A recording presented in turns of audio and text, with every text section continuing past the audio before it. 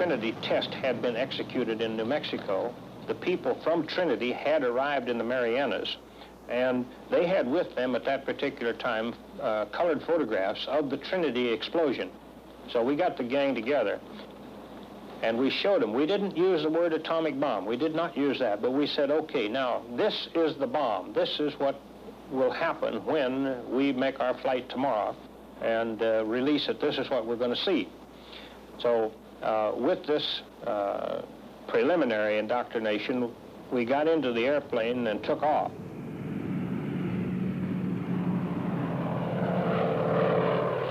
Once we were airborne and in the air, I then left the pilot's seat of the airplane and I crawled back into the back where the enlisted men were. I got them all together back there and we poured some coffee out of the thermos jugs, and I told them actually what we were doing and what we were carrying at that time. And the weather being clear at our primary, which was Hiroshima, there was no decision left. I mean, we were on the way to the primary.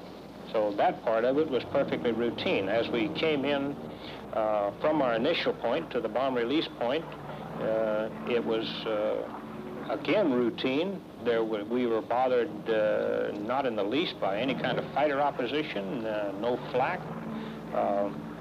We didn't see anything to cause us any concern, so that we were able to concentrate strictly on the bombing problem. The bomb was released.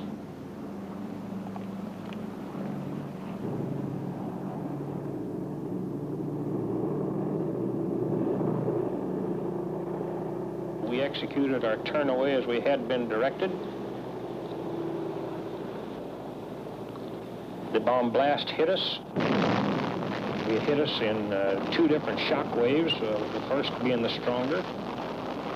This, as I say, was a perfectly unexciting and routine thing up until the point of taking a look at the damage that had been done. And then it was a little bit hard to realize. It was kind of inconceivable as to what we were looking at there. We passed comments back and forth in the airplane. We took pictures. And by the time we had done that, I became concerned that we better quit being sightseers and get out of there. And we were gone and off of the coast in a matter of about 20 minutes from the time that the bomb was released.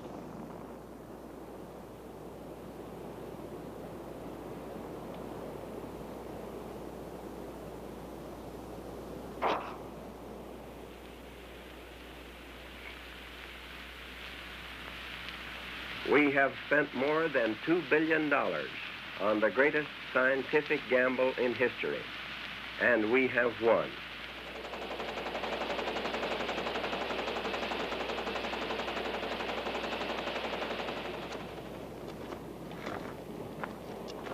The Navy Department says that it's too early yet to tell what effect the atomic bomb will have on Japanese morale, and that we may have to destroy 4 or 5 cities before they actually believe we have such a bomb.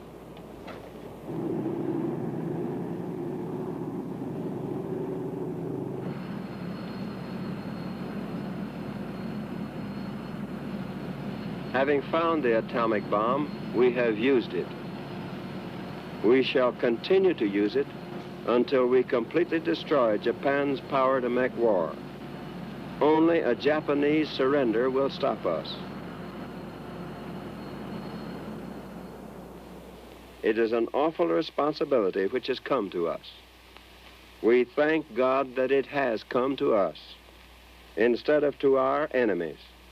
And we pray that He may guide us to use it in His ways and for His purposes.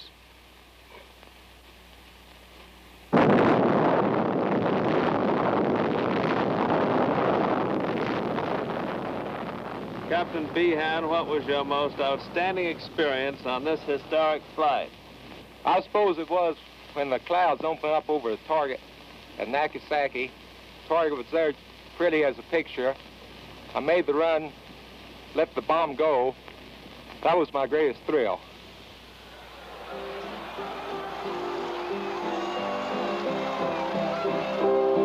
There was no atheist in a foxhole, and men who never prayed before lifted tired and bloodshot eyes to heaven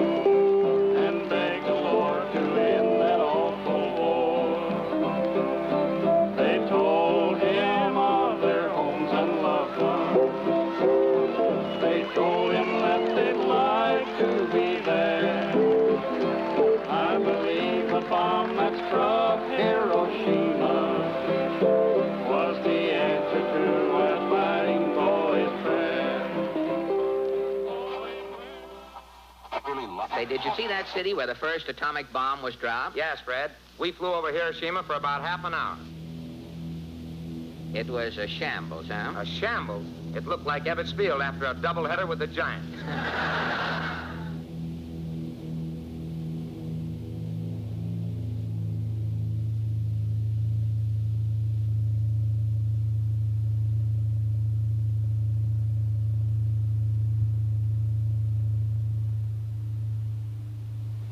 The group had been told to select some targets in Japan that had not been bombed. In other words, they wanted virgin targets. And the reason behind it, even though not given to the group at that time, the reason behind it was that they wanted to be able to make bomb blast studies or bomb damage studies on virgin targets once the bombs were used.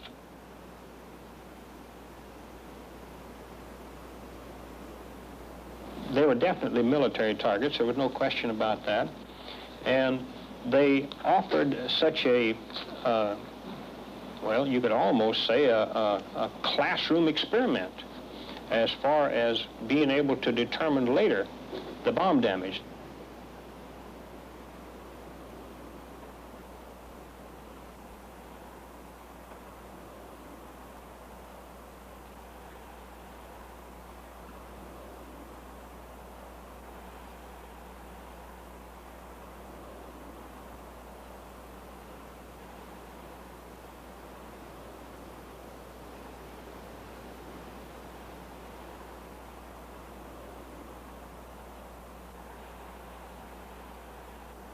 I have been subjected many times to criticism.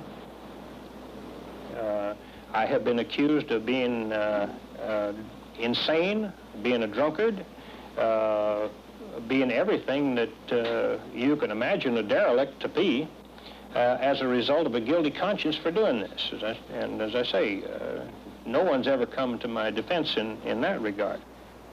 I look at it this way, that my part in this thing may well have been something that later or now that the U.S. government might be looking at somewhat with a guilt complex. And the feeling could be that the less said about it by the United States government, the better.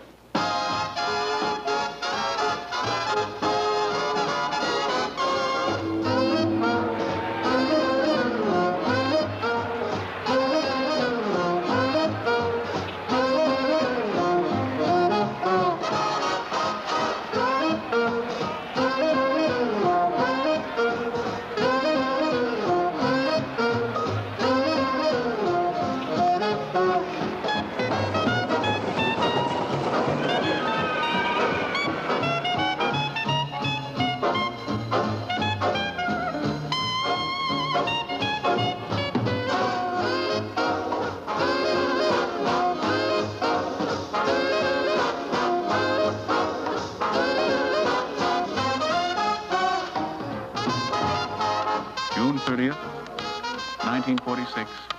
Almost time. Another 5 seconds. 2. 5:30. A spuming column of smoke 9 miles into the sky. Blinding light stronger than the sun. Bikini Atoll. Present site of Operation Crossroads and the 4th atom bomb explosion. Bikini Atoll, where 200 warships will be anchored, 140 planes, 200 goats, 200 pigs, 4,000 rats. How will this 4th bomb affect you?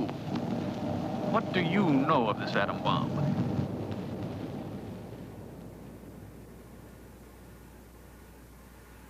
The bomb will not start a chain reaction in the water, converting it all to gas and letting all the ships on all the oceans drop down to the bottom. It will not blow out the bottom of the sea and let all the water run down the hole. It will not destroy gravity. I am not an atomic playboy, as one of my critics labeled me, exploding these bombs to satisfy my personal whim.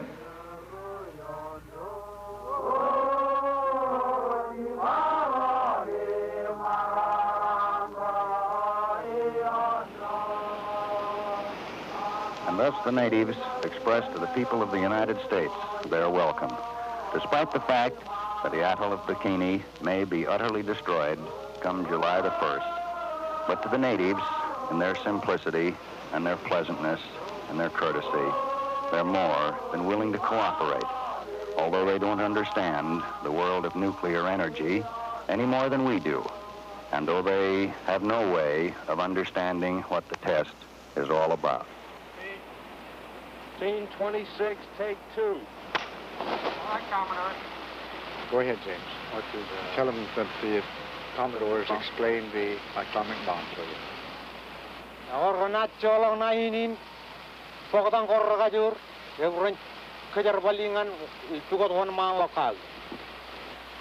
now, James, will you tell them that the United States government now wants to turn this great destructive force into something good for mankind, and that this experiments here at Bikini are the first step in that direction?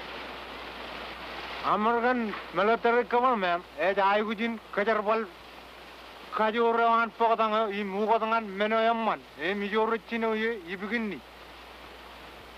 Now they have heard of our plan for their evacuation. Will you ask King Judah to get up and tell us now what his people think and if they're willing to go? Yago kumarrongo duawine karro air gna magud innen koi chuda konchuda gin kajid gin army jirana am duawine Ireland. Wami lemana kijilangan rongrik. Amman menodem ji regilo benani. Everything's good, and they're willing to go, and everything is God's hand. Well, you tell them and King Judah that everything being in God's hands, it cannot be other than good. American officials discussed plans with the Bikini natives for the evacuation of the atoll. The islanders are a nomadic group and are well pleased that the Yanks are going to add a little variety to their lives. And here, by the way, you hear them singing their Marshallese version of You Are My Sunshine.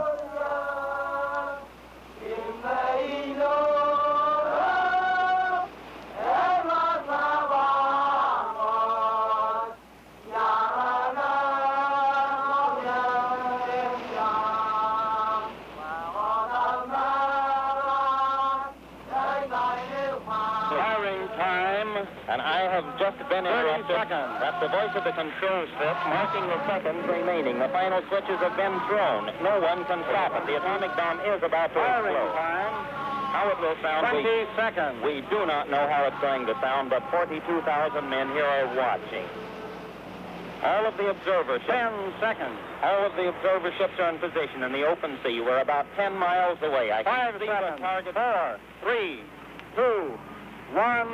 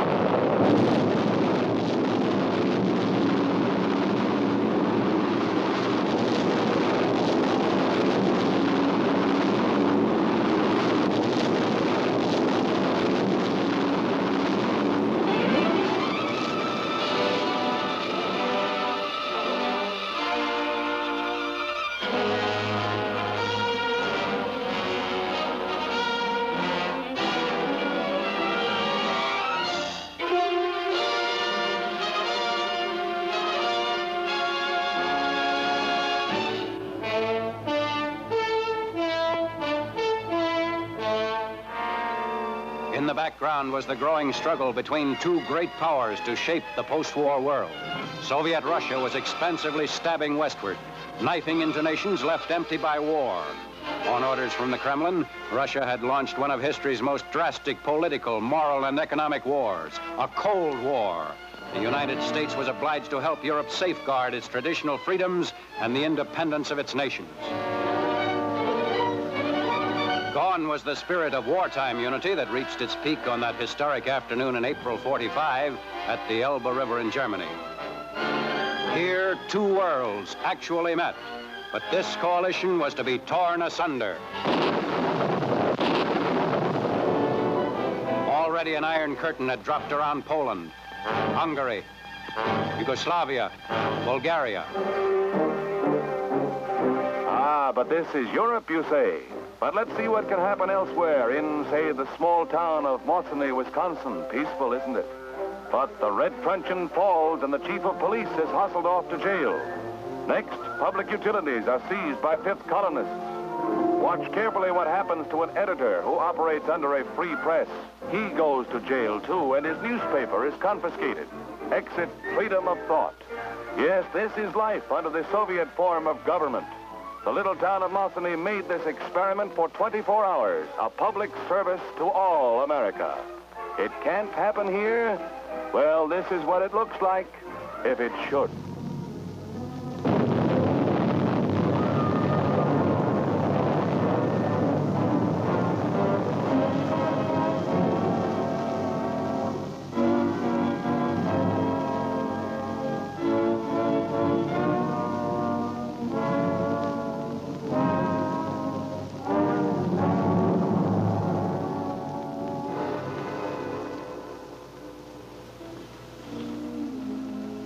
Fortunately, we can move the clock back. The time is not yet. And let us pray that it never happens in our country. Before we meet the members of the American Legion Post 279 who helped make this picture possible, I'd just like to say that it gives me a great deal of satisfaction to represent two outstanding shopping centers in California, the shopping hub of the San Gabriel Valley in West Arcadia, and the Whittier Quad Shopping Center in Whittier, California, because they are concrete expressions of the practical idealism that built America. When you visit these two fine shopping centers, you'll find more than 80 beautiful stores with sparkling assortments, an attractive atmosphere, and of course, plenty of free parking for all the cars that we capitalists seem to acquire. Who can help but contrast the beautiful, the practical settings of the Arcadia shopping hub and the Whittier Quad with what you'd find under communism? It's not safe to hope for the best without preparing for the worst. Our object is not aggression. We need not become militaristic, but we must keep our Army, our Navy, our Air Force at ready strength. We must back up our team for security. Well, I guess there's nothing for us to worry about. We're the ones that have the bomb.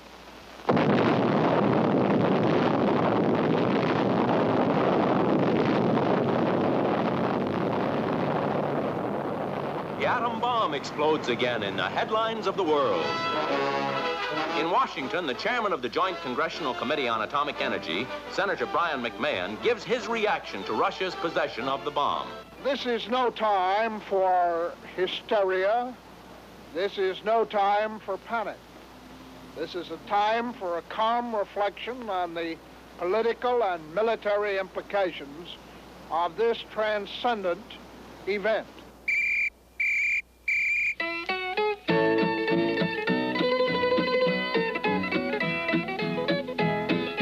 Everybody's worried about the atomic bomb, but nobody's worried about the day my Lord will come, when he'll hit great God Almighty like an atom bomb. When he comes, when he comes. While the suit is made of this material, inside this layer is a shredded lead, a resistance against atomic rays. Okay, Richard, on your way to the air raid shelter. Let's go. Everybody's worried about the atomic bomb, but nobody's worried about the day my Lord will come. One immediate effect of the announcement of Russia's atom blast is to tighten security regulations at all atom installations. At Hanford, Washington, where $200 million is being spent, In the ever-expanding atomic government empire, the door is being locked, but tight. 12 guards are kept on their toes by constant target practice, and they have orders to shoot to kill at any suspicious stranger.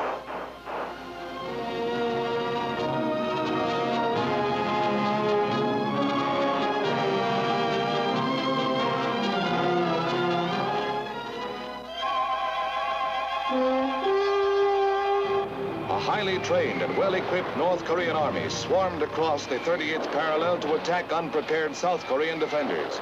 Caught off guard, they were all but overwhelmed until the United Nations took its historic vote to intervene.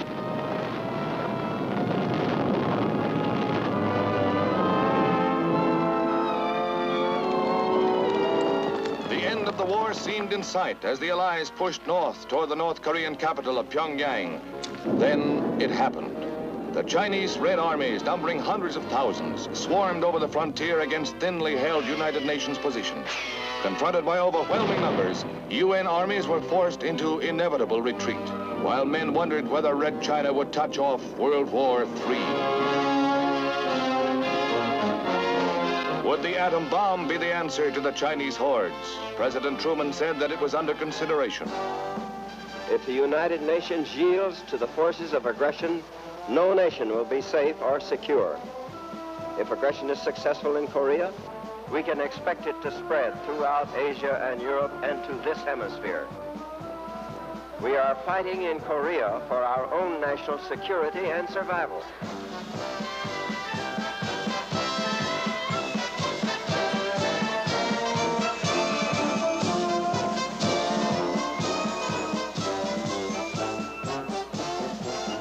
Time for the Longines Chronoscope.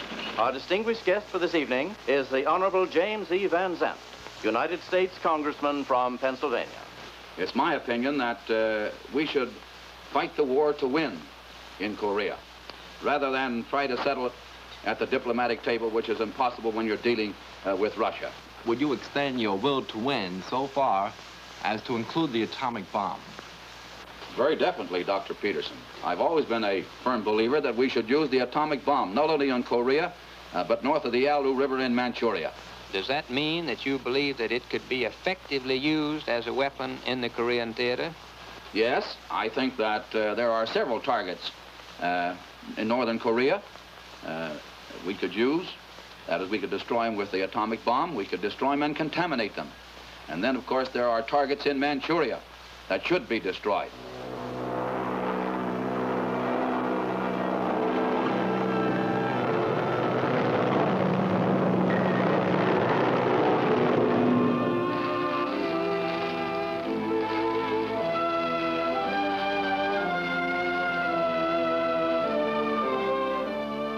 This is the destructive power we pray God we will never be called upon to hurl at any nation. But should it become necessary, let us not hesitate because it is foreign to our nature to use the power which has been given us.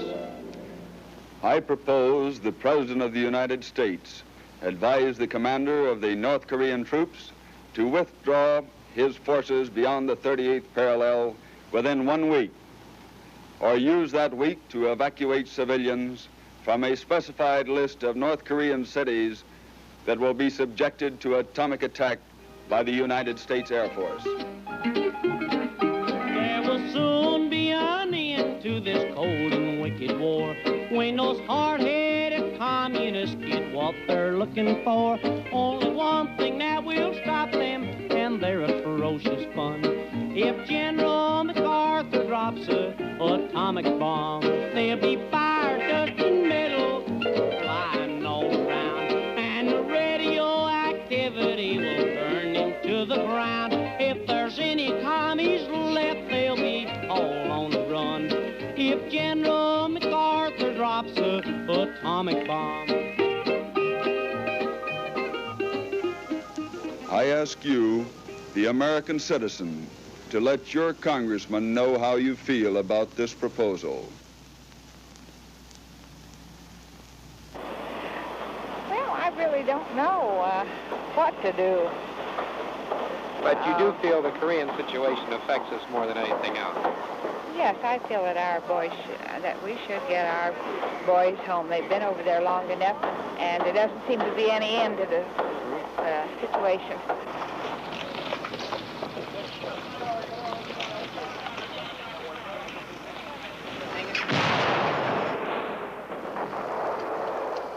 Listen to what my mom said about how bad things are back home.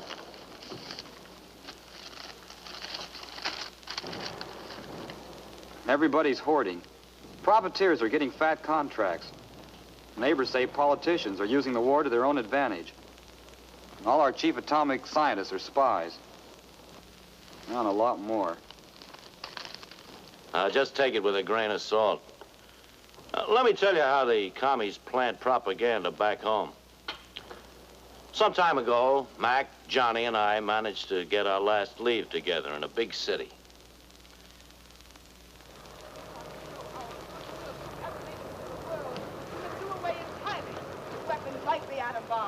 These poor boys will shed their innocent blood in a war that this country is provoking. Get a load of that. Asiatic people all want the peaceful establishment of native regimes without the interference of United States troops. Communists don't want war.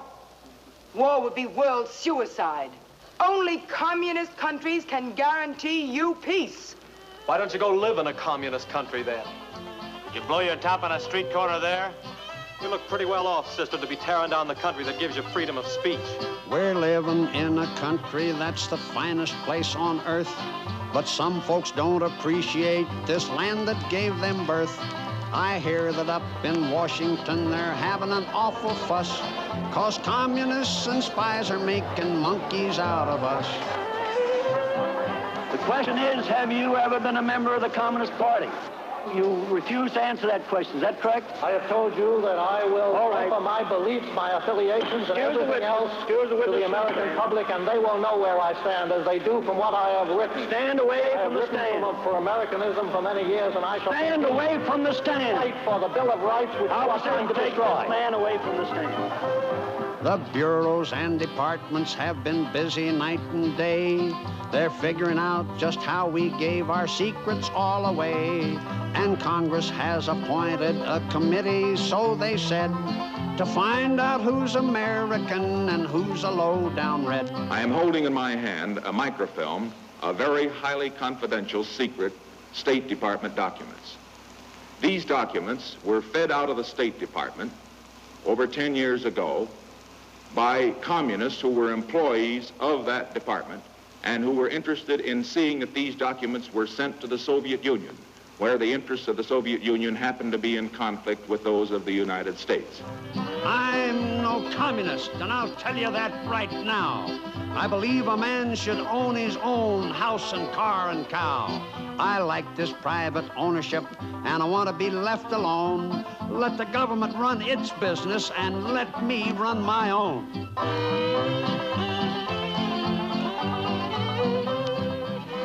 Our education is proceeding apace as to how Russia operates and how they got the atom bomb. Not by independent research, but from America, from traitors within our own ranks.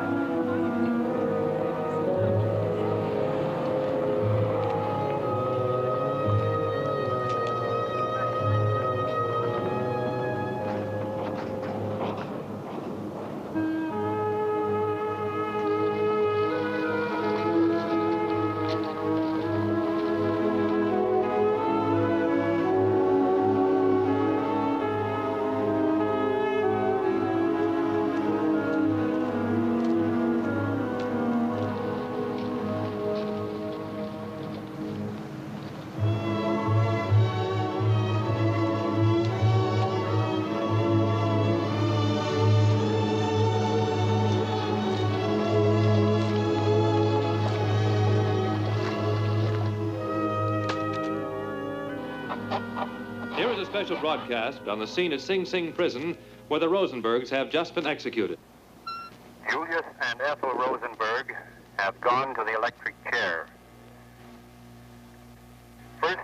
into the death chamber was Julius Rosenberg. He wore an impassive expression on his face. He walked in slowly. He was preceded by a rabbi who was chanting the 23rd Psalm, which everyone knows very well. He proceeded immediately over to the chair.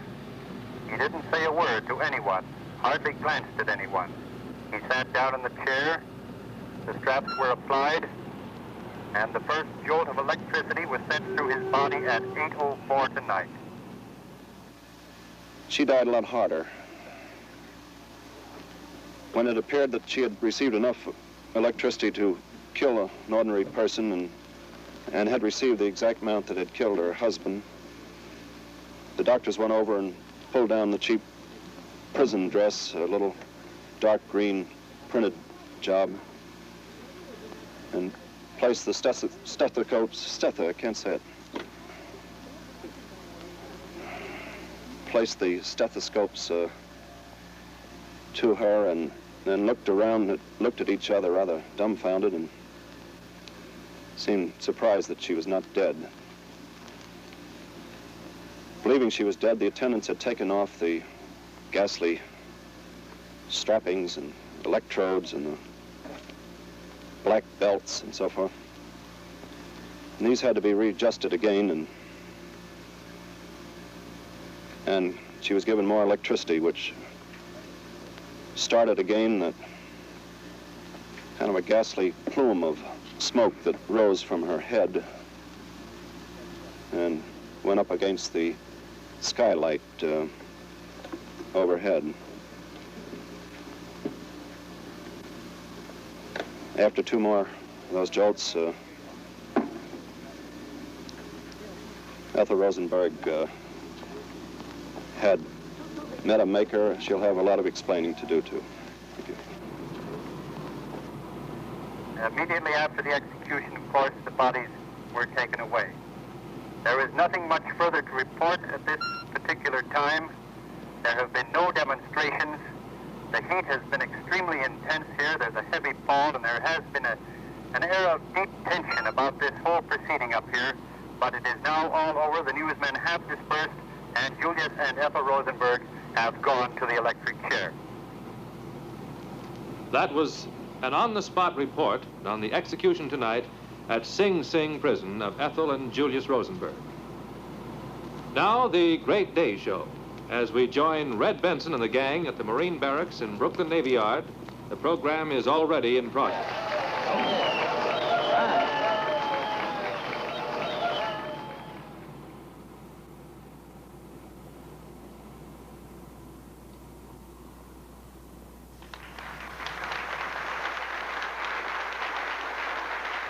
The question before us is this: should the hydrogen bomb be built?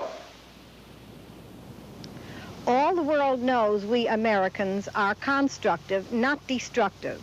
However distasteful this may be to us, there is no choice in the matter. Let us build the bomb. It is my decided opinion that the United States of America should immediately begin the construction of the H-bomb. I feel we must make the H-bomb. It is my personal opinion that we should manufacture and produce the H-bomb in quantity. The Russians will try it anyhow. And should they learn the secret of its manufacture before we do, the life and security of all freedom-loving people will be in danger. I would like to add, however, that the United States of America should not necessarily use this bomb, but rather look upon it as a peaceful guardian and protector of the basic American doctrines of liberty and democracy against the obstacles of red fascism's materialistic and atheistic philosophy. If the communist bloc does attack, our radar sites and observers will sound the alert. Giant bombers will take to the air. Jet fighters will scream aloft. Fighters will account for some of the enemy, but some will get through to your home.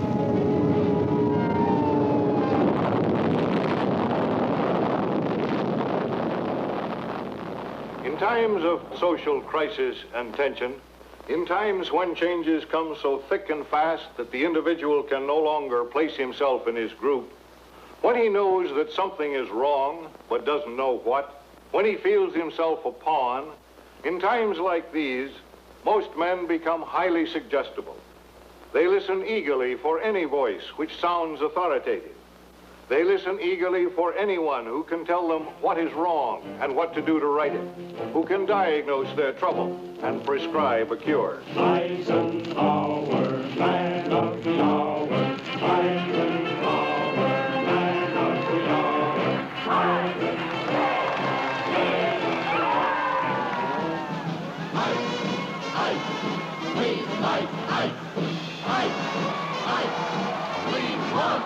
We love the sunshine of your smile.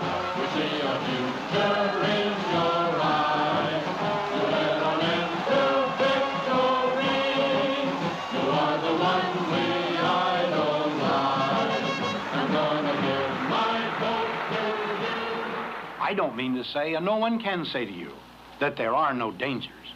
Of course there are risks if we are not vigilant. But we do not have to be hysterical. We can be vigilant, we can be Americans. We can stand up and hold up our heads and say, America is the greatest force that God has ever allowed to exist on his footstool. As such, it is up to us to lead this world to a peaceful and secure existence. And I assure you, we can do it. Now, if we first take a look at the strength of America, you and I know that it's the most productive nation on earth, that we are richer by any standard of comparison than is any other nation in the world. We know that we have great military strength, economic, intellectual. But all in all, this total strength of America is one of those things we call, and the world calls, unbelievable.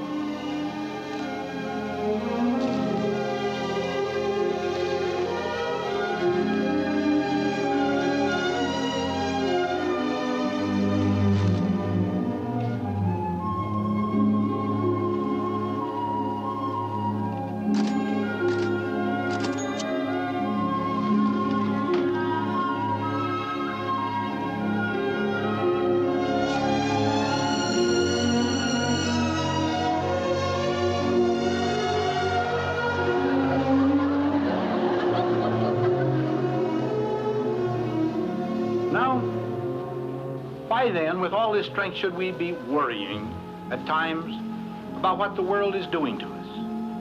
Actually, we see threats coming from all angles, internal and external, and we wonder what's going to happen to us individually and as a nation. Now, perhaps I can illustrate some of the reasons for this concern of today. Now, only a year ago, the hydrogen bomb was exploded in the Pacific. Last month, another series of these was undertaken.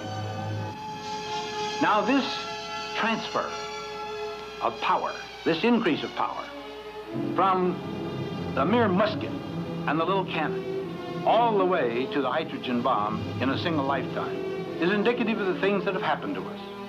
They rather indicate how far the advances of science have outraced our social consciousness.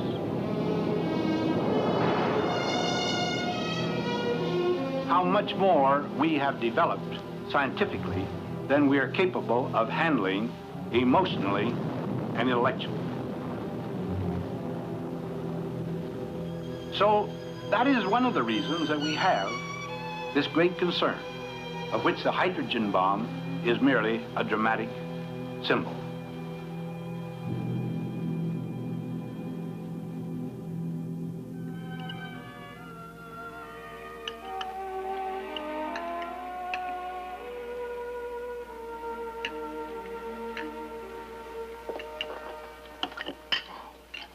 Dad, I'm finished. Okay, okay. Me too. The new purple, where is it? On my bookcase. Oh, thanks, Daddy.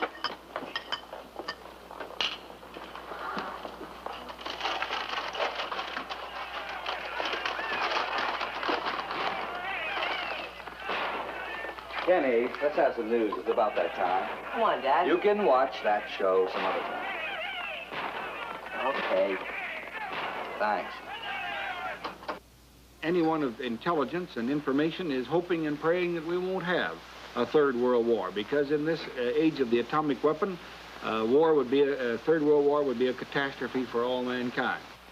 And then finally, and this is quite significant, about 60% of the American people revealed in a study which we made through the University of Michigan a year ago that they believed that the military could stop the atomic bombs from falling upon the United States. Well, I'm sorry to have to tell you that the military will tell you that as of today, they cannot stop a successful Russian attack. That can be corroborated rather dramatically, and we didn't plan it this way, Governor, but the floor manager has just handed me a bulletin saying that the Russians have just exploded a hydrogen bomb.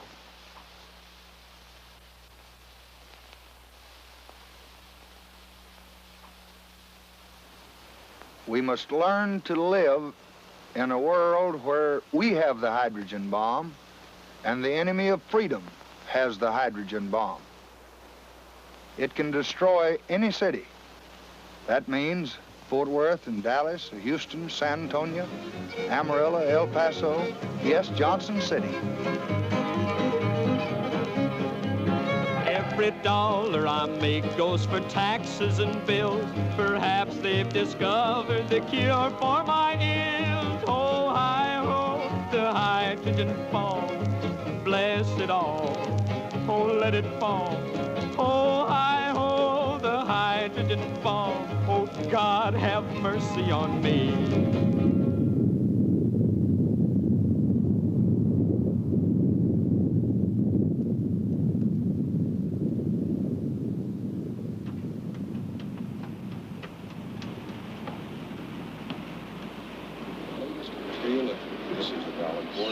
The problem this time is especially acute because this entire area of the Pacific is subject to radiological fallout.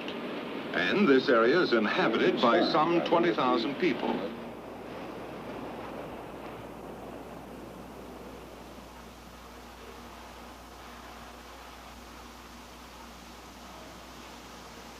The meteorologists had predicted a wind condition which should have carried the fallout to the north of the group of small atolls lying to the east of Bikini. The wind failed to follow the predictions, but shifted south of that line, and the little islands of Rongelet, Rongerik, and Uterik were in the edge of the path of the fallout. The task force commander promptly evacuated all the people from these islands. They were taken to the island of Kwajalein, where we maintain a naval establishment, and there placed under continuous and competent medical supervision. I visited them there last week. Today, a full month after the event, the medical staff on Kwajalein have advised us that they anticipate no illness, barring, of course, diseases which may be hereafter contracted. The 236 natives appear to me to be well and happy. The survey aircraft carefully searched the area and reported no shipping. A Japanese fishing trawler appears to have been missed by the search, but based on a statement attributed to her skipper, to the effect that he saw the flash of the explosion and heard the concussion 6 minutes later, it must have been well within the danger area.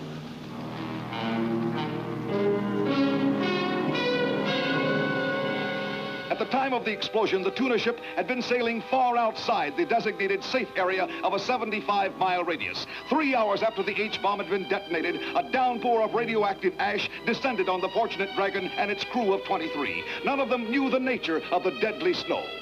It was 3 days more before the ship and its contaminated crew and fishing catch sailed into port. By that time, the men suffered from the beginning symptoms of deadly radiation poisoning. By the time their illnesses had been properly diagnosed, the hot fish brought back in their holds had been sold into markets all over Japan. A panic ensued. Midnight burials of recent catches in the vicinity of the H-bomb explosion took place all over Japan. The bottom had dropped out of the fish market, and the Japanese people chose to do without the staple food for a long time after the tragic affair.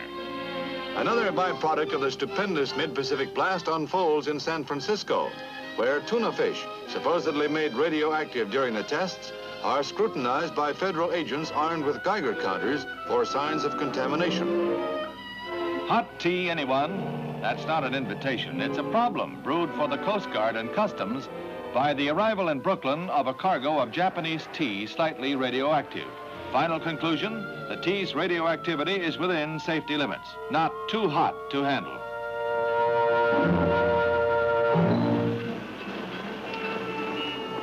Warm.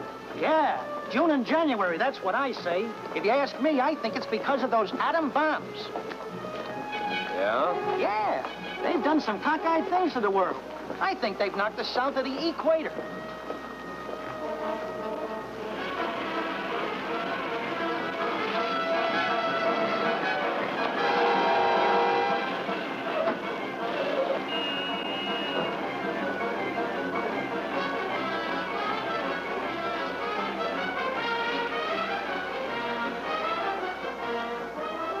Like I keep saying, well, everybody's so uncertain about everything. They don't seem to know what's going to happen. Bourbon.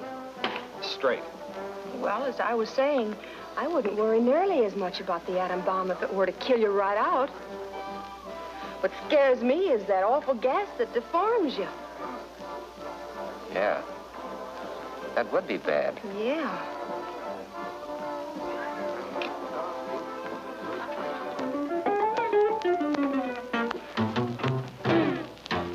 A drink that you don't pour. Now when you take one sip, you won't need any more. As small as a beetle, or big as a whale. Boom, atomic cocktail.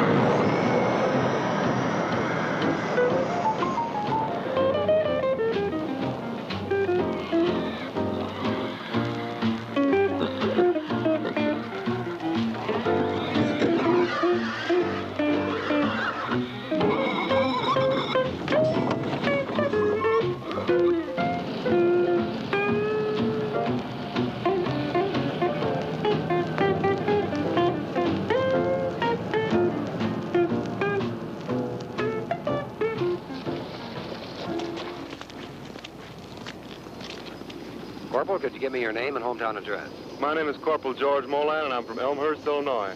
I'm Tech Sergeant George Portell from Dorchester, Massachusetts. Jerry Snyder from Cheyenne, Wyoming. Sergeant Weaver. And where are you from, Sergeant Weaver? Columbus, Georgia. Where are you from, Rogers? Portland, Oregon. Where are you from? New York City. Louisville, Kentucky. Liberal, Kansas. Jefferson City, Missouri. St. Paul, Minnesota. Fort Worth, Arizona. Kinney, Kansas. Leesburg, New Jersey. Gentlemen, I want to welcome you to Camp Desert Rock. This will be your last briefing before you go out to the forward area and take part in an atomic detonation. The tactical situation behind Troop Test Smoky is this. The mythical enemy, which has landed on the coast of California, has made a deep penetration close to supply, special weapons storage, and missile launching installations in the vicinity of Las Vegas and Hoover Dam. The tactical commander decided at this point to use an atomic weapon in his assault on the enemy. The mission of these men is to move as quickly as possible into the blasted area and exploit the breach in the enemy lines. You are here to participate in an atomic maneuver. This is not a haphazard maneuver. Careful planning for it started months back. Watched from a safe distance, this explosion is one of the most beautiful sights ever seen by man. You're probably saying, so it's beautiful. What makes it so dangerous? Basically, there are only three things to think about.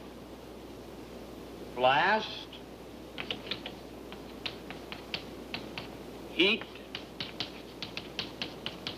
and radiation.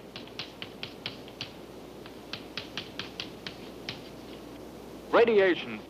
This is the one new effect obtained by the use of an atomic weapon. Truthfully, It's the least important of the three effects, as far as the soldier on the ground is concerned.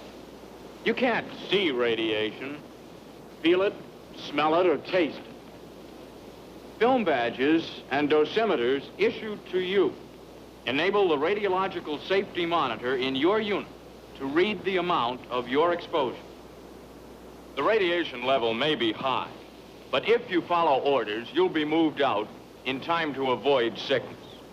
Finally, if you receive enough gamma radiation to cause sterility or severe sickness, you'll be killed by blast, flying debris, or heat anyway. Well, that's the story. Don't worry about yourselves. As far as the test is concerned, you'll be okay. Well, we knew now exactly where we'd be for the big show. All we had to do was wait. Now that it's so close, it makes you feel kind of restless. You wonder if everything's going to turn out all right. It filled your mind no matter what you were doing. What seems to be the trouble, soldier? You look a little bit worried. Well, I am, Chaplain. Just a little bit. Actually, there's no need to be worried, as the Army has taken all of the necessary precautions to see that we're perfectly safe here. Sir, have you ever been out on one of these shots before? Yes, I've had the opportunity to see a number of the atomic tests. I feel that as a chaplain, it is my responsibility to be with my men. What's it like, Chaplain?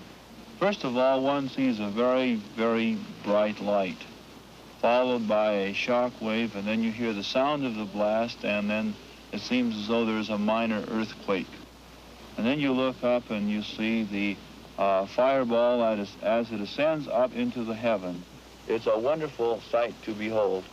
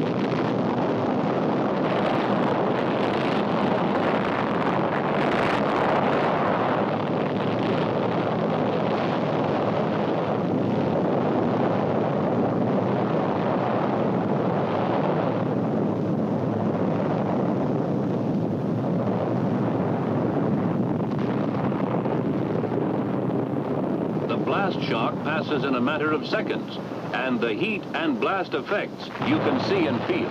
You cannot sense the presence of nuclear radiation effects.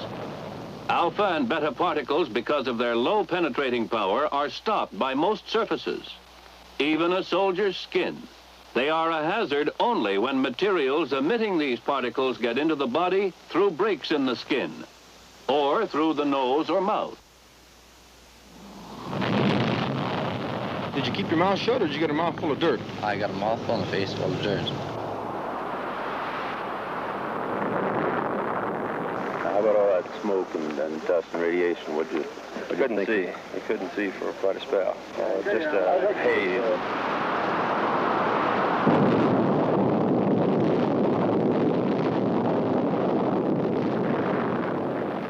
Very young, did you wear any type of protective clothing, or just what did you wear? No, just regular GI white clothes. We see pinned on your lapels here this white badge. Can you tell me what that is? That's a film badge to determine, to detect the amount of radiation you've received in the area. And they can tell from that if you received a lethal dose. That's right. That's right, they can.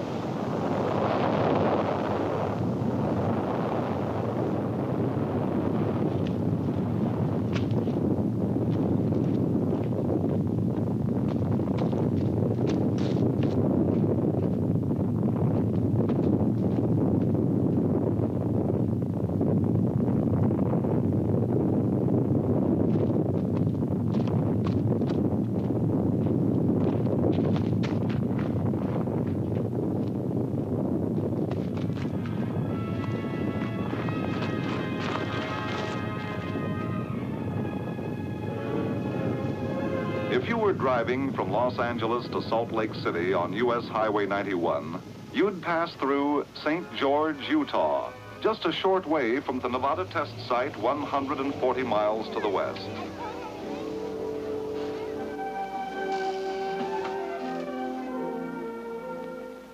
Ladies and gentlemen, we interrupt this program to bring you important news. Word has just been received from the Atomic Energy Commission that due to a change in wind direction, the residue from this morning's atomic detonation is drifting in the direction of St. George. It is suggested that everyone remain indoors for 1 hour or until further notice. There is no danger. This is simply routine Atomic Energy Commission safety procedure. Parents need not be alarmed about children at school. No recesses outdoors will be permitted. And as the people at St. George took cover, it was natural that some of them had questions about atomic tests. What is the atomic bomb? Why do we have to test bombs? How little an amount of radiation will cause how many mutations? Never before have so many known so little about a subject so big and so important. The capabilities of most weapons are pretty well understood, but when it comes to atomic explosions, the guessing game starts. All right, let's take a few minutes right now and get acquainted with an A-bomb. Meet Test Able. A submarine bomb exploded in a harbor might affect a city. The affected area would be a poor picnic site, but might be entered briefly or passed through quickly with a varying degree of risk. Risk is something the military doesn't have a corner on. Occupational hazards are accepted in a matter-of-fact manner in civilian life. Risk is part of the pattern of daily routine.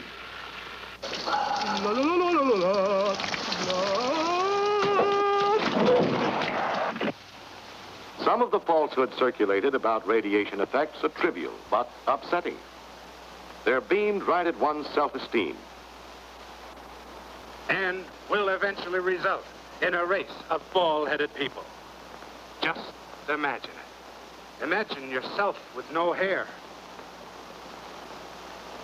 They'll call you old skinhead, old chrome dome. And that's not all radioactivity will do. It will... Enough exposure to radiation will cause loss of hair. The treatment, if you'd insist, would be symptomatic, a toupee. But the condition would only be temporary. Your hair would come back, same color, same cowlick, which puts the finger squarely upon one of the major fallacies in the public attitude toward atomic weapons. It's the fallacy of devoting 85% of one's worrying capacity to an agent that constitutes only about 15% of an atomic bomb's destroying potential. And that's unsound. Doesn't fit. There are those few who loudly maintain that there is no actual threat to the free world at all, certainly none that can justify either nuclear testing or nuclear armament. The opposite viewpoint holds that the development of our nuclear power has been an absolutely necessary protection against communist hostility and nuclear threats. In this view, the fallout casualties, if any, will be seen as those of unidentified soldiers in the service of humanity. Unknown soldiers in a war which has not struck.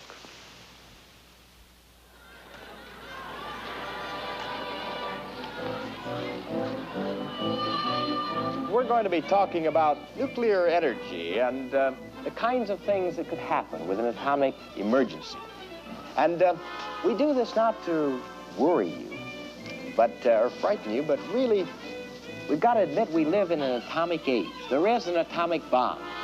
So we have to be aware of this and know what to do in case an emergency happens.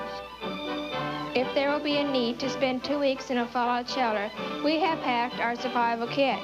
For the food supply, pack a variety of fruits, soups, evaporated milk, vegetables, napkins. The purpose of our demonstration today is to show you the actual preparation of one of the meals which was prepared in a modern-day cave. One noon meal consisted of the following food: canned chicken, peas, potatoes, tomato juice,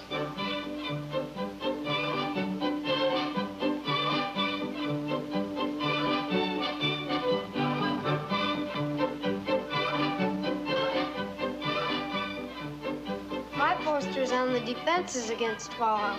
And if you're caught outside during a nuclear explosion, decontamination may be necessary. You may have to burn or bury all your clothes and food, and afterwards you should wash thoroughly. John, let me interrupt you here just a moment. I have some film here that I think will describe what might happen. Good. And we'll describe a little about the atom. So, Joey, why don't you catch the lights and we'll try it. Okay? Good. Dee-dum-dum, dee-dum-dum. There was a turtle by the name of Bert, and Bert the turtle was very alert. When danger threatened him, he never got hurt. He knew just what to do. He ducked and covered, ducked and covered. Now, you and I don't have shells to crawl into like Bert the Turtle, so we have to cover up in our own way.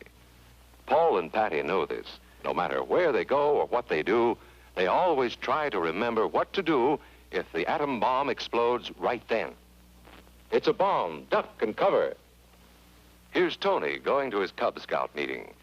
Tony knows the bomb can explode any time of the year, day or night. Duck and cover.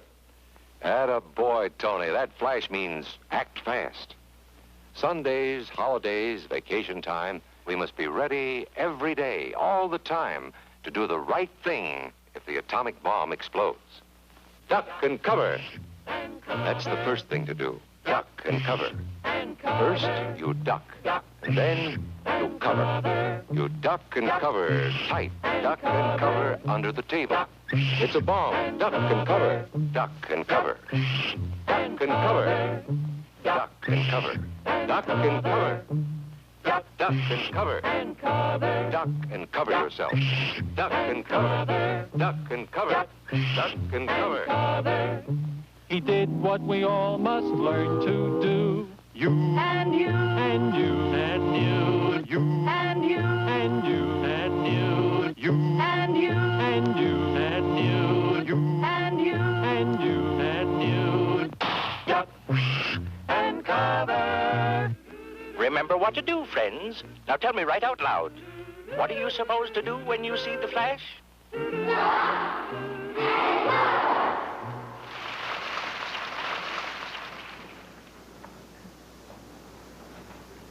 Question.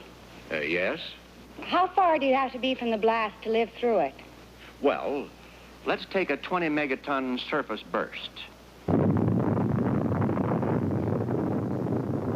You would have a good chance of surviving if you were more than 12 miles from the point of detonation.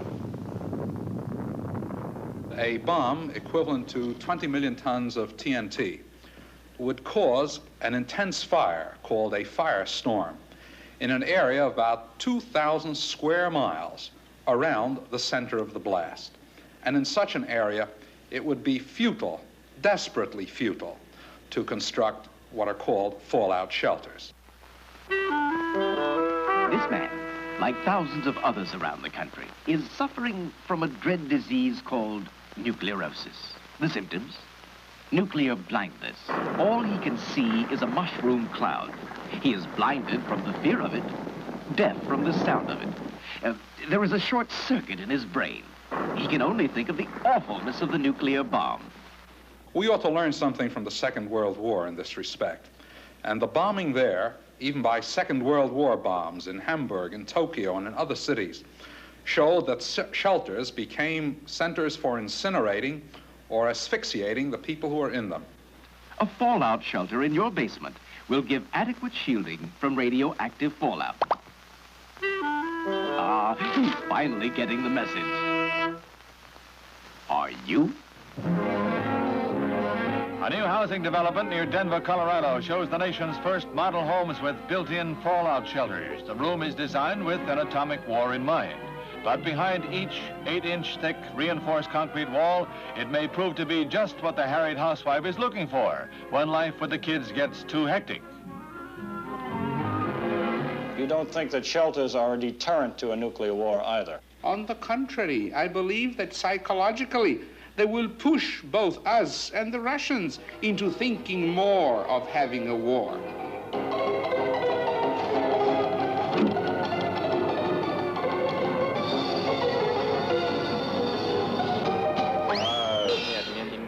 There are some instances where you may be ahead of us.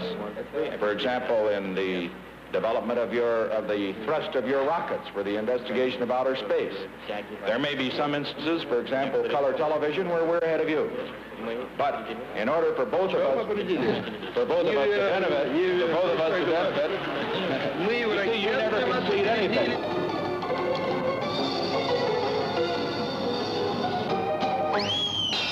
We wish you, it means success in that you show the actual possibilities of America. And we will be able to say, here are the possibilities of America. How long does it exist? How many years? 300? 150 years of independence? Then we will say that America can exist 150 years. Here is its level. We are 42 years, not quite. Another 7 years and we will be on the same level as America.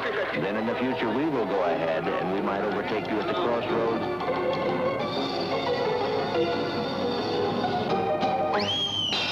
This increase in communication will teach us some things, and it will teach you some things too. Because after all, you don't know everything. If I don't know everything, then I would say that you know absolutely nothing about communism. Nothing except fear of it.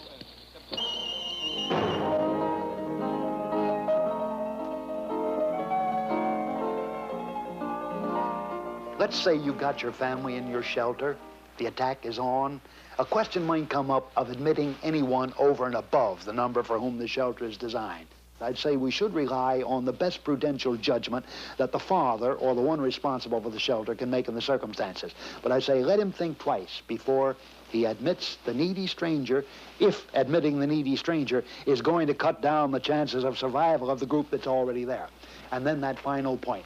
Can a man have protective devices in order to protect his family once they are in the shelter from, let's say, strangers that try to use a crowbar to get in? I'd say, from what I have been talking about, the matter of self-defense, it would be wise for a man to at least weigh the possibility of putting some protective devices in his shelter together with the other elements of his survival kit.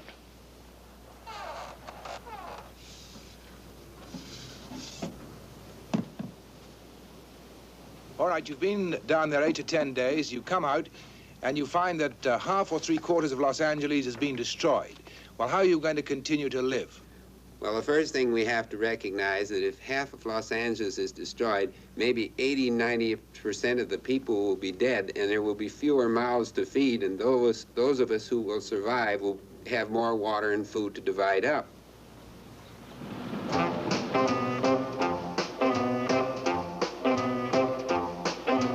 Last night I was dreamed about the H-bomb. Well, the bomber went off and I was caught. I was the only man on the ground.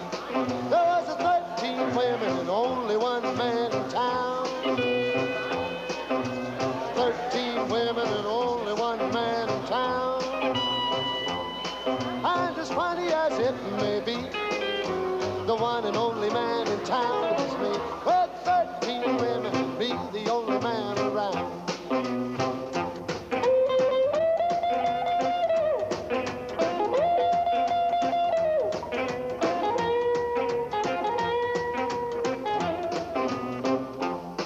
I had 2 gals every morning. Instant rye, Seeing that I was well fed. cornflakes, I believe you mean one sweet dried foods, while another one buttered my bread. cheese, macaroni,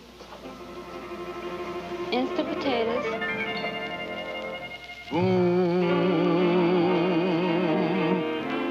Something exploded down inside and rushed tears up in my eyes. Oh yes, I have that funny feeling. I guess it's my atomic love for you. artillery and our tactical air force in the Pacific are now equipped at this moment with atomic explosives which can and will be used on military targets with precision and effectiveness. It's just...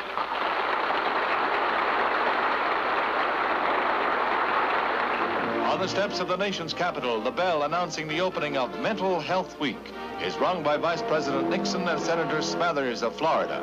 Characterizing mental health as the nation's #1 problem, the Vice President says that the ringing of the bell throughout the nation will be a reminder of suffering Americans.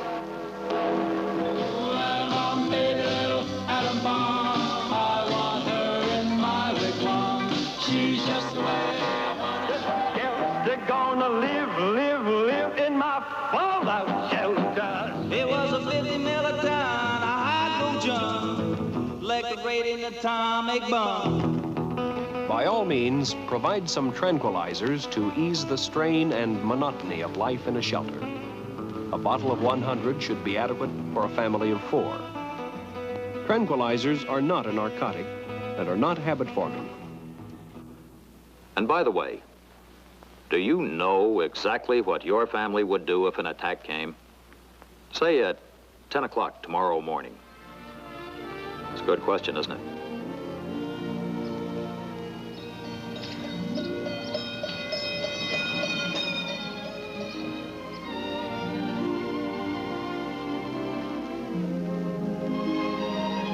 As they were meant to, dearest. George. I drink this toast to my bride-to-be. Darling. Darling, and I toast the most wonderful man in all the world.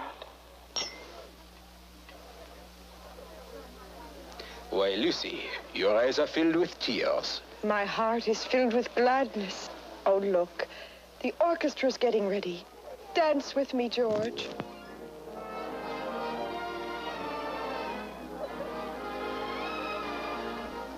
George, I wonder if we've thought this through. I'm afraid for you, George. Oh, nonsense, my silly imp. Yes, George, afraid. My fiancé, Luther Marshall... We interrupt our normal program in the interest of security and civil defense measures as requested by the United States government.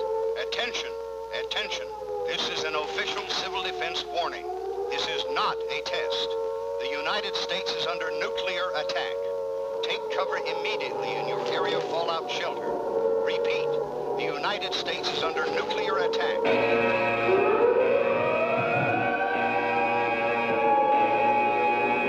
This is an official civil defense broadcast. Enemy aircraft are over Canada and headed this way. Normal broadcasting has been discontinued until after this emergency has passed.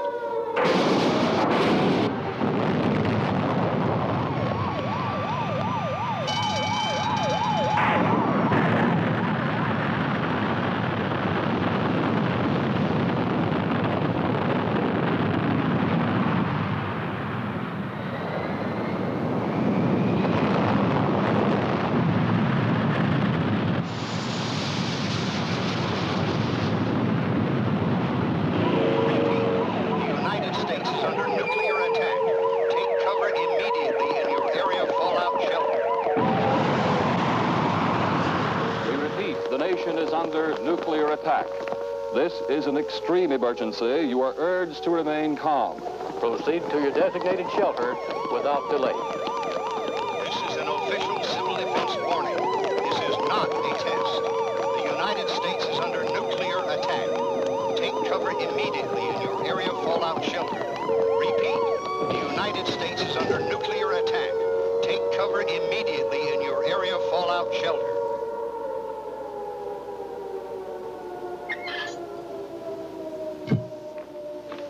Now, children, I want you to sit down here against the wall. That's it. Now, crouch tight up against it. Now, listen, kids. If they're dropping an atomic bomb, it may go off any second now. Whatever happens, I'll give the signal when it's all right for us to get up. If there's an explosion, we'll wait about a minute after it's all over. Then we'll go upstairs and take a look around, see if it's all right for us to clean up.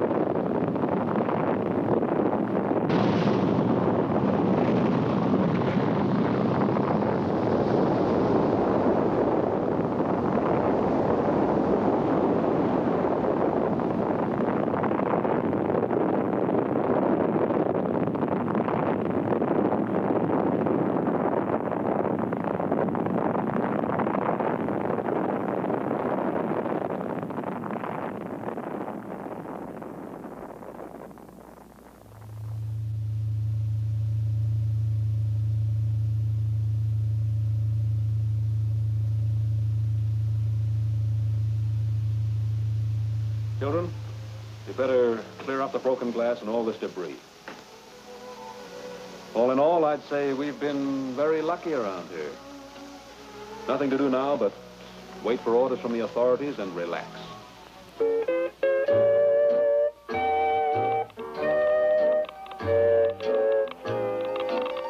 The sun goes down and leaves me sad and blue. The Iron Curtain falls on this cold war with you. Though you won't speak and I won't speak, that's true.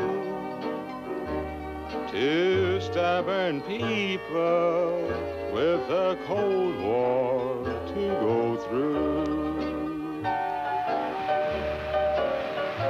Oh, why should love ever come to couples like you and me, whose cold, cold wars are never done, and whose hearts just can't be free? Oh, let's do right, or let's just say we're through. I just can't stand another cold, cold war with you.